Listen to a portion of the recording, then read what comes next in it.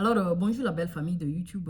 Aujourd'hui, j'aimerais répondre à deux questions qui n'ont cessé de revenir dans les commentaires. La première, c'est quoi? Dans quelle langue va se passer l'interview? La deuxième, c'est quoi? Faut-il confirmer ça lors d'interview? Okay? Ici, c'est votre soeur Amel, la vraie de soeur. Grand merci pour vos soutiens à travers vos likes, vos commentaires et vos partages. Alors la famille, la première question, dans quelle langue va se passer votre interview? Sachez que si vous êtes dans un pays anglophone, l'interview va se passer en anglais. Si vous êtes dans un pays francophone, l'interview va se passer en français. Mais ce n'est pas parce que vous êtes dans un pays francophone que l'interview ne peut pas se passer en anglais. C'est une possibilité. Je me rappelle lorsque j'étais partie à l'interview, il y avait une fille qui était devant moi. L'interview avait commencé en français. Et arrivé un moment, le consul lui a demandé qu'est-ce qu'elle fait au campus. Elle dit qu'elle fait l'anglais. Donc le consul lui a demandé est-ce qu'elle est confortable à avoir une conversation en anglais. Elle a dit oui. Donc comme ça, leur conversation a viré du français en anglais jusqu'à la fin. Vous voyez, donc c'est une possibilité. Okay? Maintenant, pour les gens qui viennent des pays francophones, voilà, qui se retrouvent dans des pays anglophones pour leur interview. Ce qui est sûr, l'interview va se passer en anglais. Okay? Est-ce que ça peut se passer en français aussi? C'est une possibilité.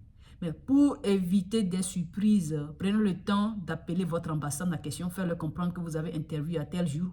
Et voilà, vous venez d'un pays francophone, vous voulez savoir si il y a possibilité de passer l'interview en français. C'est une possibilité. C'est juste que vous devez éviter les surprises. Soyez préparés, communiquez avec eux pour éviter des surprises du dernier moment. On est d'accord.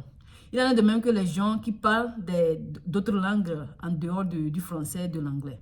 Okay? Sachez qu'une organisation ne vient pas s'installer dans un pays sans étudier le milieu, sans travailler en quelque sorte en collaboration avec les autochtones, genre pour comprendre la culture, quoi.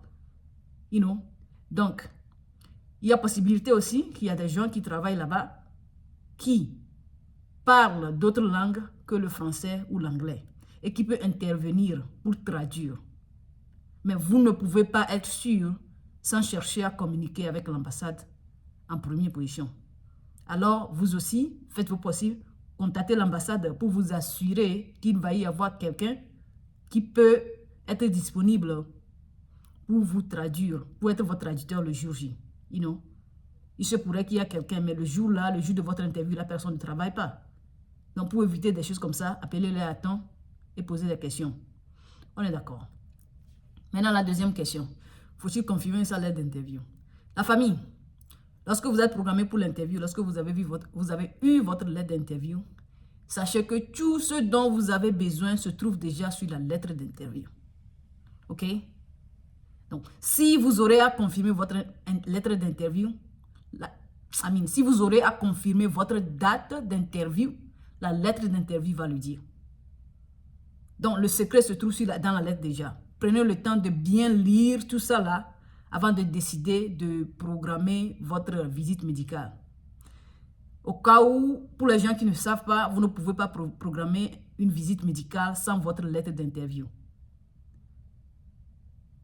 C'est juste une piste d'information que j'aimerais laisser là-bas au cas où les gens se demandent quand est-ce que je dois aller programmer ma visite médicale. La visite médicale ne peut pas se faire sans la lettre d'interview. Okay? Et il se pourrait que lorsque vous allez là-bas, le médecin peut être très occupé. Il va vous dire de repasser pour votre visite médicale après votre interview. C'est déjà arrivé à un abonné, je n'ai jamais eu ce genre de situation jusqu'à ce que quelqu'un a partagé l'expérience en question avec moi. Si ça arrive, prenez le temps de prendre une note venant du médecin en question qui confirme que oui, effectivement, vous êtes arrivé, mais parce que je suis occupé ou bien on est occupé, on a souhaité que la personne vienne après l'interview. Ce qui est sûr, on ne va pas vous donner le visa sans que votre visite ou bien les résultats de votre analyse médicale n'est pas arrivé à leur niveau. OK?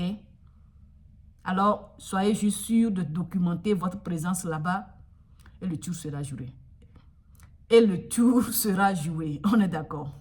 Alors, ici, c'est votre soeur Amel, la vraie de soeur. Vous avez des questions, laissez ça dans les commentaires. Je serai ravi de répondre. On se dit à plus. Bye bye.